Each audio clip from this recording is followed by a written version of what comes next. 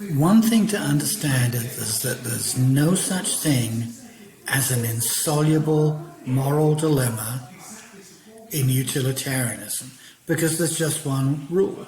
As best you can, maximize overall utility, and you're judged on whether you did as much as you could reasonably be expected to do.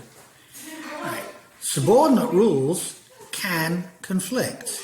There can be unusual situations that the subordinate rules just don't cover. They can seem to give different answers, and you might not even be sure of the rule to apply.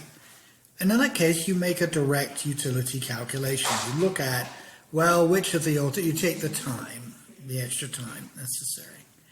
An interesting example here: euthanasia or mercy killing.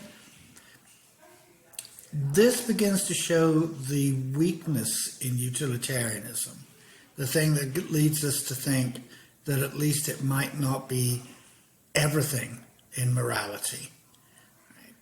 The killing of an innocent person in order to end pointless suffering. Well, you've got a rule, don't kill innocent people, but this one is really suffering and their life is not worth living, so maybe we should kill them. And what I want to think about is what am I leaving out here when I talk about this? What is left out when we say, well, with this person, they're really, really suffering and they're not going to get better, so maybe we should kill them to end the suffering. And let's say it really is the case that if you kill this person, they'll be better off, that they won't be suffering anymore. And they're not losing any pleasure. Their life is horrible. Right?